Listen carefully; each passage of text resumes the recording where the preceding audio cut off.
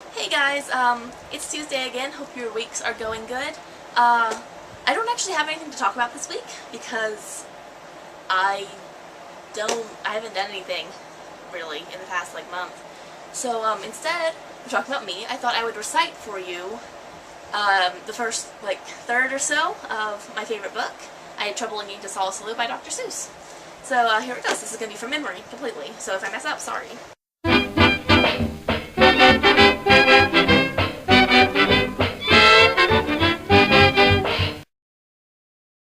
I was real happy and carefree and young, and I lived in a place called the Valley of Bung, where nothing, not anything, ever went wrong. Until, well, one day I was walking along, and I guess I got careless. I guess I got gawking at daisies and not looking where I was walking. And that's how it started. Sock! What a shock! I stubbed my big toe on a very hard rock, and I flew through the air, and I went for a sail, and I sprained the main bone in the tip of my tail. Now, I'd never ever had troubles before, and I said to myself, I don't want any more. If I watch out for rocks with my eyes straight ahead, I'll keep out of trouble forever, I said. But watching ahead, well, it just didn't work. I was watching those rocks when I felt a hard jerk. A very fresh, green-headed Quilligan quail sneaked up from in back and went after my tail. And I learned there were troubles of more than one kind. Some come from ahead and some come from behind. So I said to myself, now I'll just have to start to be twice as careful and be twice as smart. I'll watch out for trouble in front and back sections by aiming my eyeballs in different directions. Now I found this to be quite a difficult stunt, but now I was safe, both in back and in front. But then, new troubles came, from above and below. A scritch at my neck and a skrink at my toe, and now I was really in trouble, you know. The rocks and the quail and the scritch and the skrink. I had so many troubles I just couldn't think. So there I was, all completely surrounded by trouble, when a chap rumbled up in a one-wheeler wubble.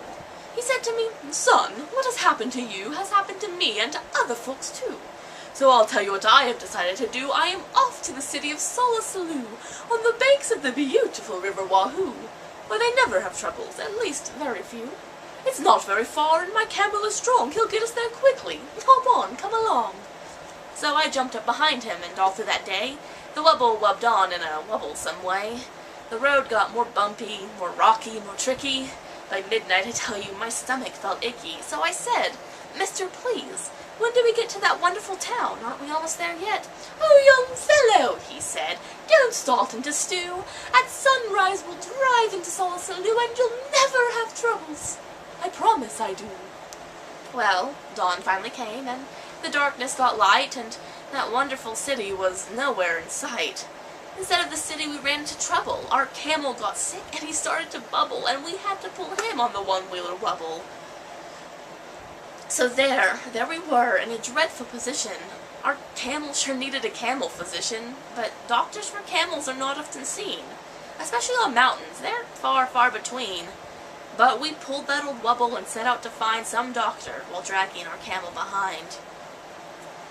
I pulled and pulled, and the next thing I knew, I was pulling the camel and the wubble chap too. Now really, I thought, this is rather unfair, but he said, you don't start into stew. I'm doing my share. This is called teamwork. You furnish the pains. I furnish the brains. You furnish the muscles, the aches, and the pains. I'll pick the best roads, tell you where to go. We'll find a good doctor more quickly, you know. Then he sat and he worked with his tongue and his brain and his tongue. And he bossed me around just because I was young. He told me go left and he told me go right. And that's what he told me all day and all night. Next morning we located Dr. Sam Snell, who knew about tonsils and camels as well. Our camel, he said, had a bad case of gleeks and should lie flat in bed for at least 20 weeks. Well, I was tired. I wanted to crawl into that bed, but the wubble chap sent me away and he said, Oh, down the next hill and around the next bend you'll find the Happy Way bus stop, my friend. The Happy Way bus leaves at 4:42 and will take you directly to Solosalu, on the banks of the beautiful River Wahoo, where they never have troubles, at least very few. Well, the bus stop was there, and that part was fine, but tacked on a stick was a very small sign saying, Notice to passengers using our line. I'm sorry to say, but our driver Butchnai has ran over 4 nails and has punctured all tires. So until further notice, the 442 cannot possibly take you to Solosalu. But I wish you a most pleasant journey by feet. Signed, Bus Line President, Horace P. Sweet. So I went on by feet, thanks to Horace P. Sweet. And that Horace P. Sweet almost ruined my feet.